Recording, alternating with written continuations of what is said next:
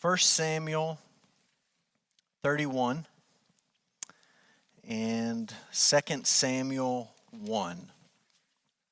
Those are going to be our main passages this evening, so you can look ahead and find those. We're going to read bits and pieces, pretty good chunks from those two chapters. As we start, I want you to stop and think about songs. One of the things we're going to talk about tonight is a song. And so I just want you to think about how many songs have been written ever. Just all of the songs, country songs, rap songs, rock and roll songs, church songs, songs in our language, songs in other languages, songs you've sung, songs you've never heard of. There's a lot of songs. And for all the millions and millions of songs that have ever been written, maybe billions, I don't know, just lots of songs, you can really boil most of them down to a few categories of topic. There's not a whole lot of variety about what human beings sing about. Here's my list. At the top of the list, human beings sing about love, and I'm using that to refer to romantic love as well as anything else you might put in the broad category of love. There are songs about love. There are also songs about drugs and or songs that you wrote when you were on drugs that really aren't about anything, but really they're about nothing, and they're songs about drugs. Songs about your family, songs about work, songs about money, songs about country, meaning your country, how much you love your country or how much you hate your country. Those can go either way. Songs about religion. This is not really in any order of importance. I'm just listing them out. And then I'm just going to tack on to the end songs that are about hurt, songs that are about pain. Obviously, there's some overlap in those categories, and maybe you would add one or two or combine some of those. But I want you to think tonight about songs about hurt. And I'll just give you a few examples from quote-unquote relatively recent times. REM wrote a song called Everybody Hurts. And there's a line in the song that says, "Don't let yourself go, because everybody cries and everybody hurts sometimes." Johnny Cash did not write this song, but he covered this song. It was written by a guy named Trent Reznor. The song is called Hurt. He covered it and he sang it when he was very old, towards the end of his life. And there's a part of the song that says, "What have I become, my sweetest friend? Everyone I know goes away in the end." That's a song sung by a man who has lost all his friends. And he's lived that, and he feels the pain of that. And he says, "You can have it all, my empire of dirt." That's a man who's at the end of his life and realizes all this stuff that I thought was so important is just a bunch of dirt. You can have it. And he says, "I will let you down. I will make you hurt." And then I'm going to try to resist singing this one. How about the Scottish rock band Nazareth? And they look so happy in that picture. They're all smiling. But they have a song called Love Hurts. So a couple of those categories combined. And some of you are singing the melody in your head, right? You can't help but sing it. I'm going to do my best not to.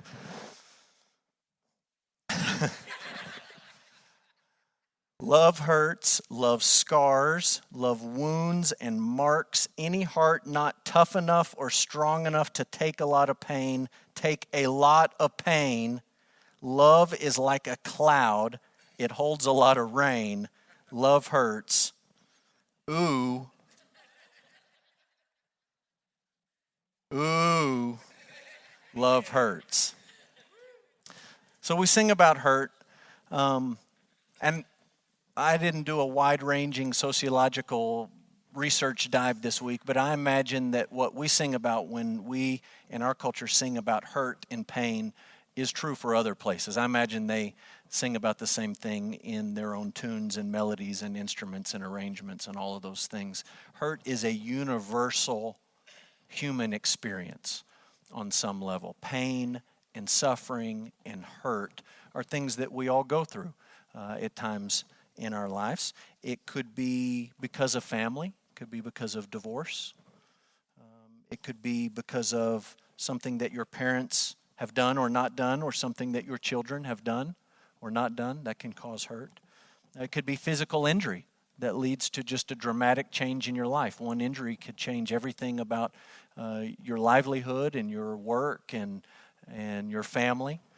It could be job loss. It could be a move, moving to a new place.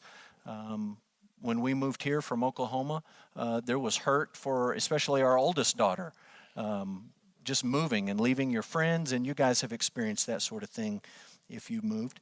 I know and talk to a lot of people who have serious hurt from church problems, just things that have happened at church that are hard to process and hard to deal with, and that can be a painful thing, a hurtful thing. And certainly, we would put on that list death. Death is something that causes us to experience hurt. Here's a quote from Chuck Swindoll specifically about death. Sometimes death is sudden. Sometimes it's long and drawn out. Occasionally, it's beautiful, sweet, and peaceful. At other times, it's wrenching, hideous, bloody, and ugly. There are times from our viewpoint that it comes too early. On other occasions, it seems the cold fingers of death linger too long, and some dear soul endures pain, sadness, loneliness, senility. But however it comes to us all. There is no escape. In this story that we're looking at tonight, death comes to Saul and Jonathan, and the hurt comes to David. So we're going to talk briefly about Saul and Jonathan and how those guys leave the scene, and then we're going to look at how David processed that and how David led his people, his nation, to process that as well. So let's just say a few things about Saul's death. We're not going to look at a whole lot here, but I just want you to see the horror of this. Saul was a guy who started out with lots of potential. He came out of the gate gangbusters and everything looked fantastic. And by the time you trace his story and get to the end of his life, he's in a complete death spiral. And it's going down so hard and so fast that it's absolutely frightening. So if you look just quickly at 1 Samuel 28, Saul didn't know this, but this was the day before he died. He secretly visited a witch, and they had a seance, and they conjured up the spirit of Samuel. And when Samuel showed up, I just want you to read with me what Samuel said to Saul in this seance. And I know that's weird, and I know that begs a lot of questions. We're not going to talk about that. This is what Samuel said. Verse 15 in 1 Samuel 28, Samuel said to Saul, "Why have you disturbed me by bringing me up?" Saul answered, "I'm in great distress." There's a great description for the end of his life. It's the end of his life. I'm in great distress. Everything's coming apart. The Philistines are warring against me, and God has turned away from me and answers me no more, either by prophets or by dreams. Therefore I've summoned you to tell me what I should do. Samuel said, "Why do you ask me? Since the Lord has turned from you and become your enemy. The Lord has done to you as he spoke by me. For the Lord has torn the kingdom out of your hand and given it to your neighbor David, because you did not obey the voice of the Lord and did not carry out his fierce wrath against Amalek." Keep that in mind. "Therefore the Lord has done this thing to you this day.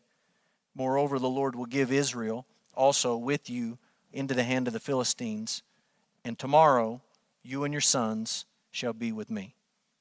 The Lord will give the army of Israel into the hand of the Philistines."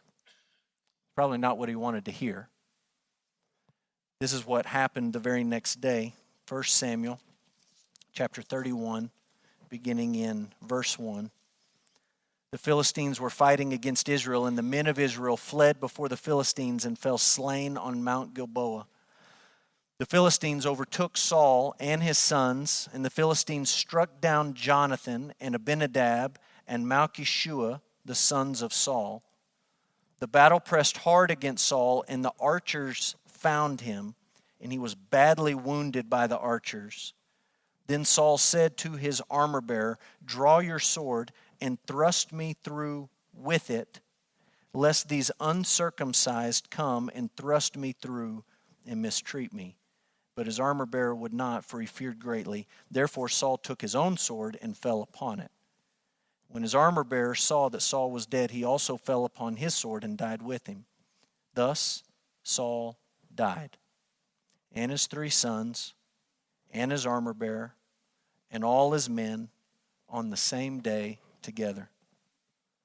When the men of Israel who were on the other side of the valley and those beyond the Jordan saw that the men of Israel had fled, and that Saul and his sons were dead, they abandoned their cities and fled, and the Philistines came and lived in them. The next day, when the Philistines came to strip the slain, they found Saul and his 3 sons fallen on Mount Gilboa. So they cut off his head, stripped off his armor, and sent messengers throughout the land of the Philistines to carry the good news to the house of their idols and to the people. They put his armor in the temple of Ashtaroth. And they fashioned his body to the wall of Beth-shan. But when the inhabitants of Jabesh Gilead heard what the Philistines had done to Saul, all the valiant men rose and went all night and took the body of Saul and the bodies of his sons from the wall of Beth-shan, and they came to Jabesh and burned them there. And they took their bones and buried them under the tamarisk tree in Jabesh and fasted 7 days. That's just a complete, out-of-control death spiral. And Saul summed it up well when he said, I am in distress and the Lord has turned against me. This is on your notes. Saul's reign as king of Israel came to an idolatrous, violent, tragic end. Idolatrous, violent, and tragic. Idolatrous in the sense that he is visiting a witch, asking her to perform a seance. He's done the right thing as king and he's banished, quote unquote, banished these people from the land. But secretly he goes in disguise, lying, pretending that he's someone else. He's guilty of an idolatrous act here. Violent, his army's defeated, his sons are slaughtered. He's been shot up by the Philistine archers. He falls on his own sword. He doesn't want the Philistines to have fun at his own expense. That ends up happening anyways. They chop off his head, they hang his body on the wall, and they celebrate in their temples. You understand, the Philistines went home and had worship services and mocked Saul and mocked Jonathan and mocked Yahweh.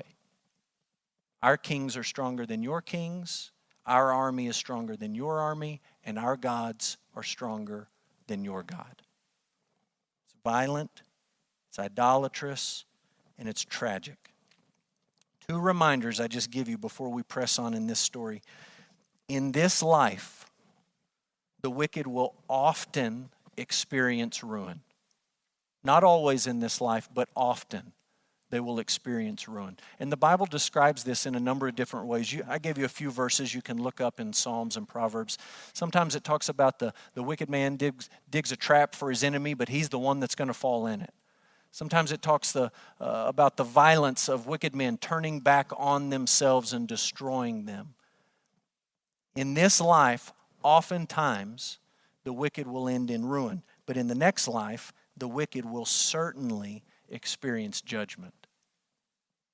And if you read this story of Saul, and you read about his last days and the horror of it, just remind yourself that what came next in the afterlife was far worse than anything that we just read. There was a judgment for Saul, and it was serious and it was severe.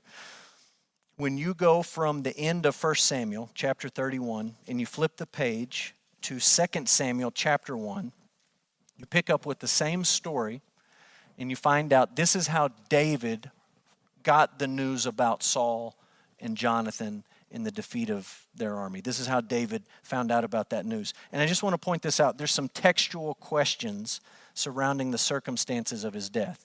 When you flip over and you look at 2 Samuel 1, it sounds like there was an Amalekite who came along and finished Saul off and took his crown.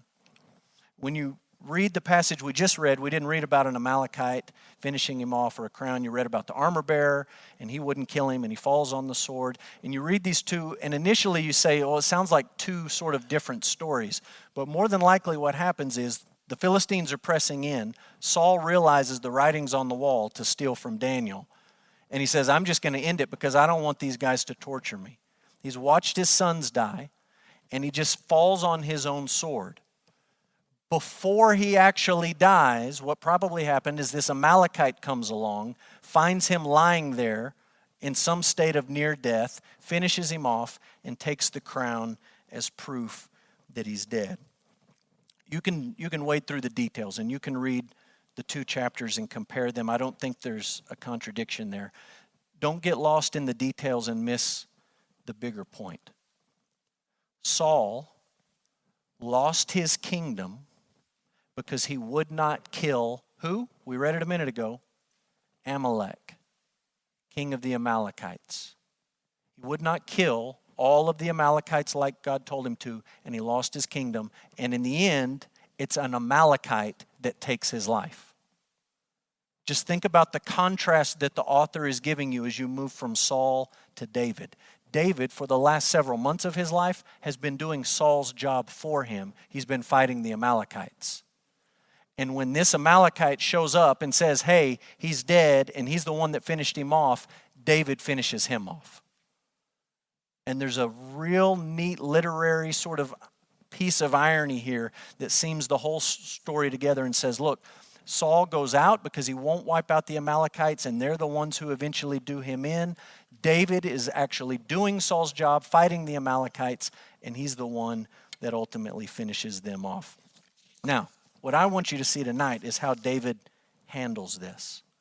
We've talked about David a lot. On the run, in the wilderness, taking care of men. Saul's trying to pin him to the wall. Saul's hunting him down like an animal. David's got opportunities to kill him that he doesn't take. If you didn't know what happened, and maybe you don't know what happened, you might be tempted to think David would get this news that Saul is dead, and at the minimum would say, oh, what a relief. I feel like a weight's been lifted off my shoulders. Maybe at the most you would think he would throw a party, have a celebration, get all his buddies together, and rejoice that his enemy is dead. He doesn't do either of those things. When David heard the news about Saul and Jonathan, he was moved to lament. And that's what we're talking about tonight, David's lament. Look at 2 Samuel 1, verse 11 and 12. This is when the Amalekite shows up and he gives him the news. He shows him the crown as proof that he's dead. 2 Samuel 1:11, David took hold of his clothes and he tore them. And so did all the men who were with him. And they mourned and wept and fasted until evening for Saul and for Jonathan, his son, and for the people of the Lord, and for the house of Israel, because they had fallen by the sword. Pick up a few verses later, 2 Samuel 1, verse 17 and 18. David lamented with this lamentation over Saul and Jonathan his son, and he said, it should be taught to the people of Judah. Behold, it's written in the book of Jashar. He said, and very quickly we'll just read the lament. Your glory, O Israel, is slain on your high places, how the mighty have fallen. Tell it not in Gath, that's a Philistine city. Publish it not in the streets of Ashkelon, another Philistine city, lest the daughters of the Philistines rejoice, lest the daughters of the uncircumcised exult. You mountains of Gilboa, let there be no dew or rain upon you, nor fields or offerings, for there the shield of the mighty was defiled, the shield of Saul, not anointed with oil. From the blood of the slain, from the fat of the mighty, the bow of Jonathan turned not back, and the sword of Saul returned not empty. Saul and Jonathan, beloved and lovely. In life and in death they were not divided. They were swifter than eagles. They were stronger than lions. You daughters of Israel, weep over Saul, who clothed you luxuriously in scarlet, who put ornaments of gold on your apparel. How the mighty have fallen in the midst of battle. Jonathan lies slain on your high places. I am distressed for you, my brother Jonathan. Very pleasant have you been to me. Your love to me was extraordinary, surpassing the love of women. How the mighty have fallen and the weapons of war perished. That's the lament. Let's take a moment to just talk about what a lament is. A lament is a passionate expression of grief or sorrow. It's passionate in the sense that it's not just academic. A lament is not like in the fifth grade when you had to pick a poem and memorize it and stand up in front of the class and recite your poem, you probably didn't do that as a fifth grader with a lot of emotion. You were probably nervous and you were anxious and you probably stood up there and you said your poem a million miles an hour and you sat down, and if you got all the words right, maybe you got an A on it. A lament is not like that. It's a passionate expression of grief or sorrow. It's honest. Everything about a lament is honest. A lament is controlled. It's not out of control. A lament is thoughtful. You see that in what David sang about Saul.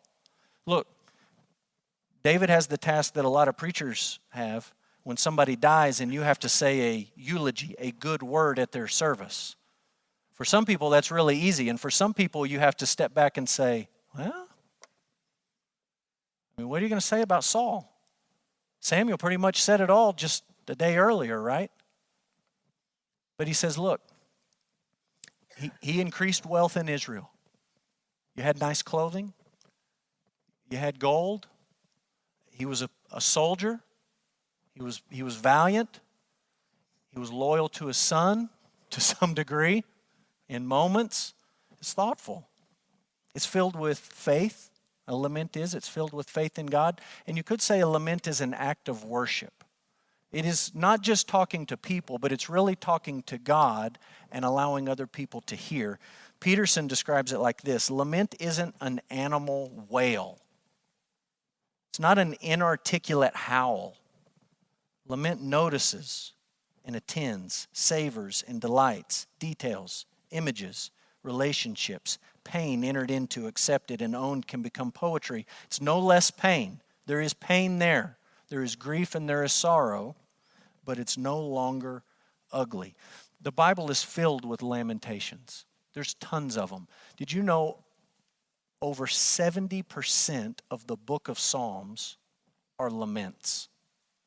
7 out of 10 are laments of one variety or another. There's an entire book of the Bible, you may not have read it lately, it's called Lamentations. The whole book is a lament. The entire thing, that's all it is one big lament as the people are taken into exile. Ecclesiastes 3, you remember the passage that says there's a time for this and a time for that, there's a time for this and a time for that. There is a time to lament, and a time to weep, and a time to mourn. When you lament, you show care and concern and love. Care and concern and love. David cared about Jonathan. That's obvious. They were best buddies. They were tight. They made covenants together. They made promises to each other. They looked out for each other. They were friends. He even says in this lament, I'm closer to you than any woman. And you know his wife loved that line. You and me were thick. We were tight. He loved him. And he also loved Saul. And that may surprise you that David would love Saul. Here's how I make sense of that. You remember early, before David was on the run and hiding out in caves and drooling on himself in Gath, he worked for Saul.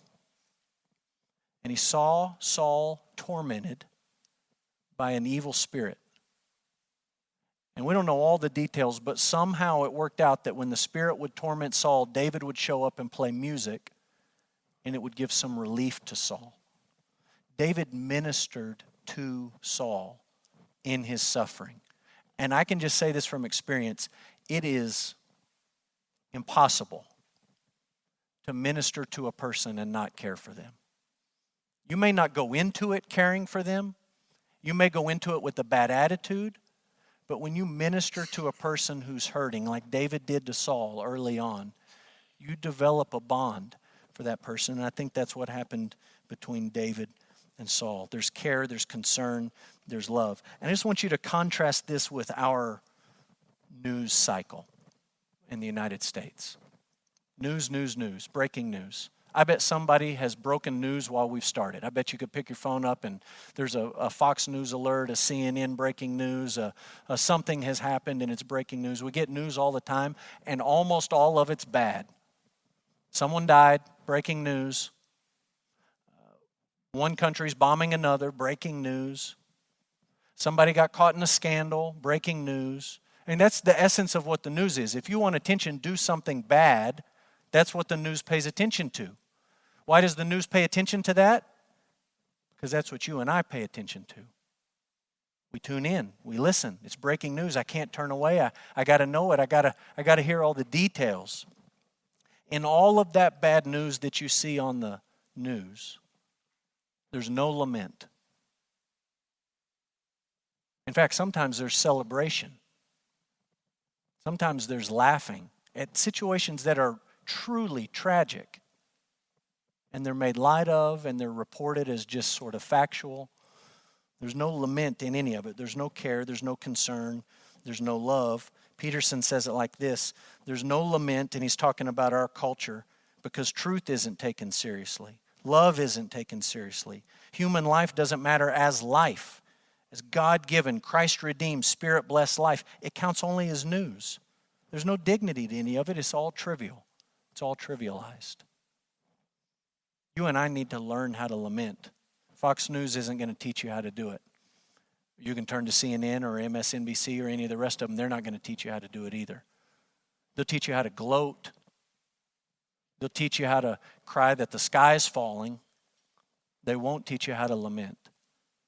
We need to learn how to do that. And David knew that his men, his people, needed to learn how to lament. And he didn't waste this opportunity to teach them. David, not only did he lament, he set out to teach God's people how to lament. The text specifically talks about that. Look at 2 Samuel 1:11. David took hold of his clothes and he tore them, and so did all the men who were with him. Listen to me. Those men are watching David close, like a hawk. They're locked in. If David starts clapping, they're going to start clapping. If David rips his clothes and breaks into lament, they're going to do it. They're going to follow David. Look at verse 17 and 18. David lamented with this lamentation over Saul and Jonathan his son. He said it should be taught to the people of Judah. Essentially, he says, I'm going to write a song and you're going to learn it. And as we learn this song and sing it together, we're going to learn how to lament. Why is it important? Why is it necessary? One reason is this. We need to learn how to lament because there are temptations. There are a number of temptations that come with grief and sorrow. If you don't know how to lament, you're going to struggle with these temptations. There's the temptation when you see suffering. There's a temptation to give in to anxiety and to think, am I next? Is it coming for me next? And to get so wrapped up in that you just focus on yourself. There's the temptation to guilt. This is the temptation where you see suffering out there and you say, well, I feel like it should have been me. Why wasn't it me? Why was it that person and not me? Why did I get away? It's the survivor's guilt mentality. There's envy as you deal with suffering. Maybe the suffering is close to home and you look outward and you say, well, why isn't it happening to them? Why is it happening to me and not them? They deserve it more than me, and I wish I was in their spot and they were in mine. There's a lot of temptation you can face when you're suffering, when you're hurting. You need to learn how to lament. Lament is rarely practiced in our culture. And I think in the United States, I can't speak to other cultures, but I think in the United States we tend towards one of two extremes when it comes to dealing with hurt. One extreme that we probably experience is what you could call just raging grief. You remember when we said lament is controlled? This is not controlled. It's just sort of let it all out with absolutely no filter. And if you feel angry with God, then be angry with God. If you feel angry at the world, then be angry at the world. It's just sort of a turn it all loose, a raging out of control grief. Lament is honest, but lament is never angry with God. Never. And there's a lot of it in the Bible. It's never angry with God. It's honest with God, At times it questions God, but it does it with a reverence and a respect, not with anger. So I think that's one extreme. Another extreme is what our British friends might call just have a stiff upper lip. Just suck it up. Just be tough. Don't show it. Don't express it. Just bottle it up. You got stuff to take care of. You have responsibilities. You don't have time for this. You got to move on. Just suck it up. Be tough. I think there's an example of this. If you've seen Lonesome Dove, there's a funeral scene. And Woodrow Call in that scene says, the best thing you can do with death is ride off from it. Well, that's helpful. It's not what David said here. He didn't say, well, it's done. Let's move on with life. He said, we're going to call a timeout and we're going to lament together. We're going to talk to God about this. We're going to grieve. We're going to hurt. We're going to feel the pain. We're going to have faith.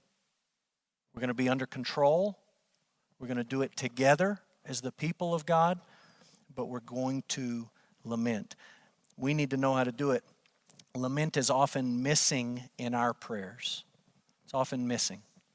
And I'll just give you a few examples of ways I, in my life, have been taught to pray that they don't include lament. These are helpful and they're good, and I'm not saying you shouldn't pass them on to your kids or your grandkids or your Sunday school class, but there's something missing here. One is the ACTS model, ACTS, ACTS. You start with adoration, then you move to confession, then you give thanks, and then supplication, you pray for other people. Anybody ever been taught to pray like that? I remember as a young child seeing this in a Sunday school. It's helpful. It's really, really good. It's incomplete. There's no place in there for lament. There's no place in there for 7 out of 10 psalms. They don't fit. Put an L in there somewhere. Lacks.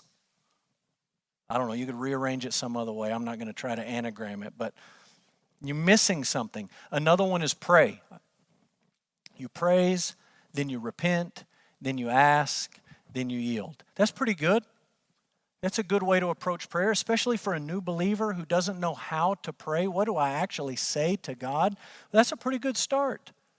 But somewhere, you need to include this idea of lament, of being honest with God and expressing your grief to God with faith. When you read this story about David, and he gets the news about Saul and Jonathan, and he stops everybody and he says, we are going to lament together. We're going to grieve this together before we move on. We're going to dignify what's happened. We're not going to trivialize or celebrate what's happened. There's a lesson that we need to learn. You can learn it from David. You can also learn it from the son of David, Jesus. And that's how we'll wrap up tonight. Jesus shows us how to lament, and Jesus changes the way that we lament.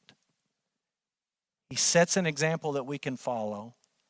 And as you're following Jesus, it changes the way that you lament and that we lament as the people of God. 2 thoughts here. Jesus lamented at the death of his friend Lazarus. And I'd just like you to take your Bible, flip to the New Testament, book of John, chapter 11. We're not going to read the whole story. We're going to read a little paragraph. John 11, verse 32 to 36.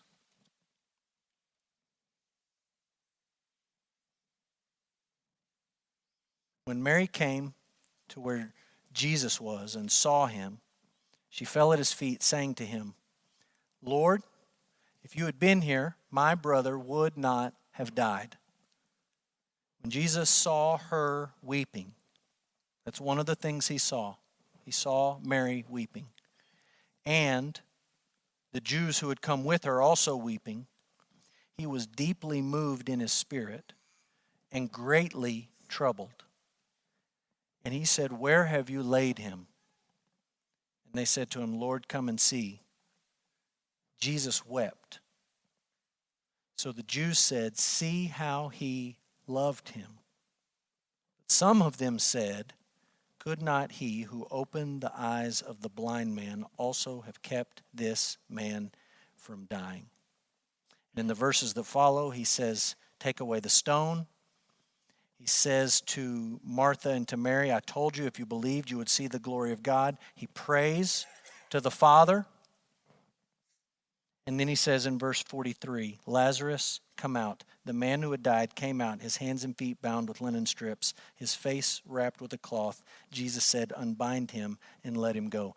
I just want you to think about the fact that as Jesus walks into this scene, he knows, I will have dinner with Lazarus tonight on this earth at Mary and Martha's. Mary will be sitting there talking. Martha will be doing the dishes. And Lazarus will be there. He knows that's going to happen. And he doesn't trivialize the whole thing and just bust in there and say, hey, I'm here. It's time to have a party. Everybody get excited. Watch what's about to happen. Instead, he looks at the people that he cares about, Mary and Martha, and he sees them grieving, and he's hurt because they're hurt. And he looks at Lazarus' friends, and they're hurt. And because they're hurt, he's hurt. And he looks at death, just death itself, the consequence of sin, and there's hurt. And he thinks about his own death, which is just a few days away. It's really, really close. And he knows, just like they put him in the ground, they're going to put me in the ground. And all of that adds up to hurt. And he stops dinner plans, and he cries. He doesn't just cry, he weeps. It's not uncontrollable because he's reasoning with Martha and Mary. He's sharing gospel truth with them. He's praying to the Father. All of this is very worshipful, but he dignifies the moment by grieving. You need to understand, this is not just a cool story. This is not just, hey, share that at my funeral because that's kind of nice. This is the essence of what makes Christianity different than every other faith on the earth. This is the difference. Our Creator understands hurt. No other faith can say that. There's deities, there's gods, there's higher powers, there's creator beings, there's supreme beings. They're up there, they're untouchable, they're aloof, they're distant. Our God willingly entered into our mess and experienced hurt and suffering and pain and lament. And he sets the example that we can follow. Secondly, the death, burial, and resurrection and return of Jesus cause us to lament with hope.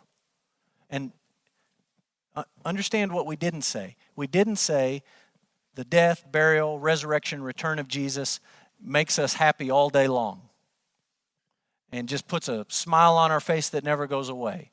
It just makes everything easy and rosy and peachy and butterflies, and it's just great.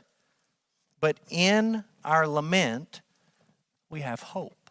So take your Bible, turn to 1 Thessalonians 4. That's a small book, so while you find it, I'm going to give you an example or an illustration of what we're talking about here. If you have social media, you know the first day of school is a hard day for some mothers, especially mothers, it seems like, who are sending their kids to school for the very first time. That's a hard thing for mama to pull up to the big, scary school, and little Johnny or little Susie has to get out in the backpacks all the way down to their calves and just send them in the building. Hope it goes well. And moms, they post videos and pictures, and they're weeping in the front seat and they're crying.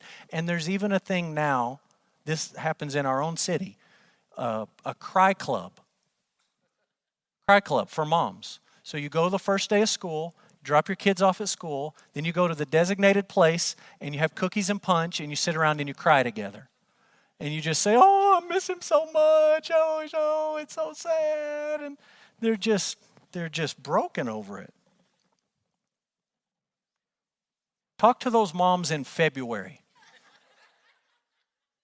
I saw some of them this week, right? You're pulling up to to school after Christmas break, you've had little Johnny or Susie home for a couple of weeks, and that minivan door slides open and you can see mom's foot sticking out. She's kicking those kids out. Bye. After school care is going to be great. Don't forget you got practice after school. I'll see you at 7:30. I'll be back to pick you up later. Talk to those moms in summer, 2 weeks into summer. There's a cry club, but it's not because they're missing their kids. The cry club is, when does school start? When does first grade come around? What has changed for those moms? I'm picking on moms. Maybe there's dads too, but I think it's mostly moms. What's changed for those moms between first day of school, cry club, and summer break? When does school go back? At least one of the things that's changed is she's realized when little Johnny goes, he's coming back. He's going to be gone for a little while, but he's going to come back. Little Susie's going to be at school for a few hours, but then I'm going to get her back. That's Paul's logic to the church in Thessalonica when he's talking to them about how they grieve. There's all sorts of confusion in Thessalonica about people who have died. And did they miss the resurrection? Did they miss the second coming of Jesus? Are they going to see it? Are they not going to see it? We're so sad for them. We miss them so much. We feel bad that it didn't work out a different way. And Paul says, no. He says, nobody's going to miss it. Those of us who are left, we're not going to precede those who have fallen asleep. We're all going to see Jesus when he comes back. This resurrection is going to take place. We're all going to be involved in it. And look what he says, 1 Thessalonians chapter 4, verse 13.